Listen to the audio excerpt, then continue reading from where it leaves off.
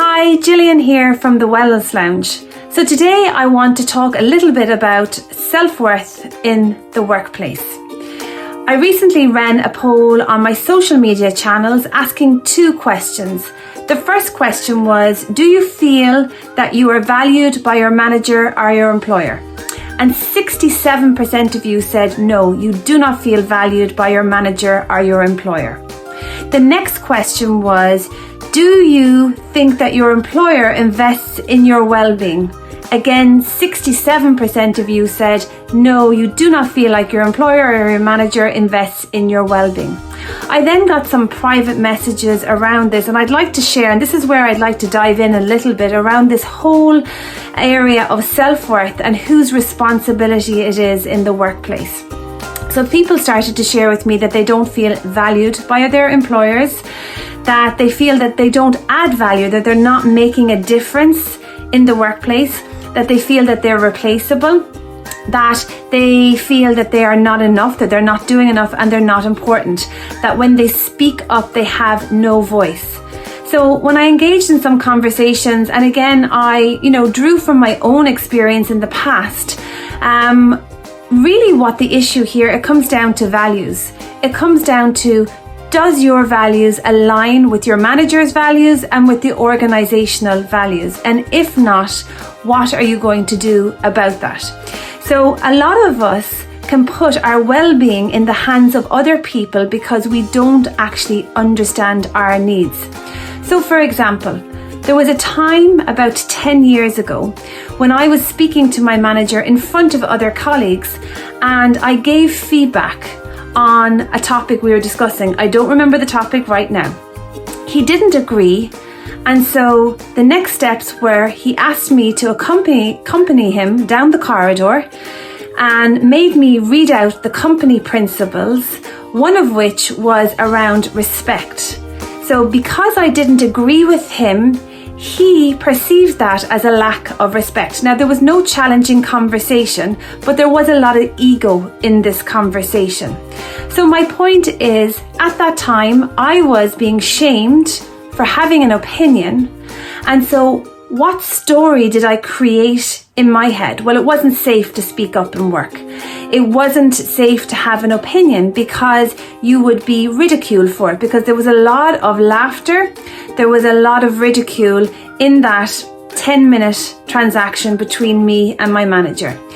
Now, when I went to look at the company principles recently for that company, what's really, really interesting is that they value themselves on speaking openly and honesty with their staff and promoting, prompt and direct communication and treating each other fairly and respectfully. And I'm going to hazard a guess that those principles are a variation of those principles existed at that time. So is it the company's responsibility to ensure that those principles are lived? Absolutely. But can the company actually control every conversation that goes on during the day, in the different offices, in the different areas, in the different regions? Absolutely not. But can we control those conversations? Well, when we actively participate in our lives, in our careers, and we become familiar with what our values were, we can start to put boundaries in place. Now, believe me, sometimes a boundary is actually saying, well, this company doesn't value me, or this manager is disrespectful to me and I need to do something about that. So it's not always making those toxic work relationships work as such, but it is about actually honoring your needs and understanding that your value is your responsibility. So when we hand away our value, our self-worth and our self-esteem to poor managers and to poor leaders, we can become very unwell, very demotivated, very unhappy and very stressed. So number one is actually putting a value on yourself. So what is important to you?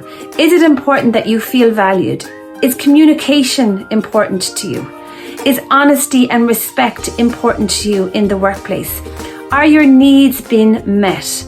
If not, what can you do about that to feel valued? Do you hold a belief that you are replaceable? Do you hold a belief that you're not enough? Therefore, who gets to change that belief? Remember, our managers, our leaders are only people too. And they have their perceptions, they have their values, and they're only thoughts. So why is it when somebody says something to us, it becomes our truth when it negates our actual true feelings? I want you to think about that. Your self-esteem, your self-worth is your responsibility. We can thrive under good leadership. Absolutely, we can thrive. But what happens to us when we find ourselves under poor leadership or in toxic situations that I found myself in many years ago? And it took me a long time to move out of that toxic situation. But looking back, I began to believe a narrative from outside of myself, and I began to lose trust in myself, and I began to feel I was not good enough because somebody's leadership skills or management skills were not on a par with my values. So that is something that I'm very aware of now. And when people come to me, and there's a lot of you out there right now, especially in the remote working environment, where you're creating these narratives in your head, where you feel that you're not being valued, where you feel when your manager is not talking to you because they're remote, that you're creating this scenario that you mustn't be doing a good job, that there's a lack of trust. When there isn't good feedback mechanisms in place and you value communication, this can cause trust. So my message to you is your self-worth and your self-esteem is your responsibility.